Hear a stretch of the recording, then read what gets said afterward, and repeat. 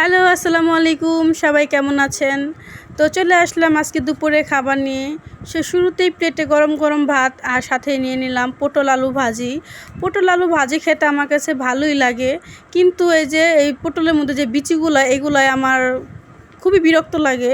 আর এগুলো বাছতে বাছতে মনে হয় খাওয়ার তৃপ্তিটাই চলে যায়। তারপর এগুলো বেছে টেছে খেলাম, আলহামদুলিল্লাহ ভালোই লাগলো। আর সাথে শুকনা মরিচ হলে তো আমার আরও বেশি ভালো লাগে।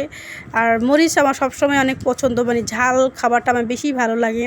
তারপরে এই তো ভাজি দিয়ে খাওয়া শেষ করে প্লেটে নিয়ে নিলাম হচ্ছে কই মাছ এবং হচ্ছে আলু দিয়ে সিম দিয়ে ঝোল করে তরকারি রান্না করা হয়েছিল সেটা। এটা খেতে ভালোই লাগে। আসলে শীতের দিনে সবজি তরকারি কিন্তু ঝোল করে রান্না করলে ভালোই লাগে। আর কই মাছ খেতে ভালো লাগে, কিন্তু আসলে কাটা বাছতে বাছতেই খুব বিরক্ত লাগে। এগুলো আসলে অফ ক্যামেরা খেতেই বেশি ভালো, ক্যামেরার সামনে খুব একটা খাওয়া যায় না, কাটা বাছতে বাছতে খুব কষ্ট হয়। তারপর অফ ক্যামেরায় খেয়ে নিলাম। তারপরে এই তো দেখেন অল্প একটু ভাত আছে, তো সেটা এখন নিয়ে নেব। আলু ভাজা ডিম ভাজা রান্না করা হয়েছিল। এই তরকারিটা আমার কাছে বেশ ভালো লাগে, আমি মাঝে মধ্যেই রান্না করি। এই তরকারিটা অনেক মজা লাগে। আপনারা কি কখনো এই তরকারি খেয়েছেন কিনা অবশ্যই কমেন্ট করে জানাবেন।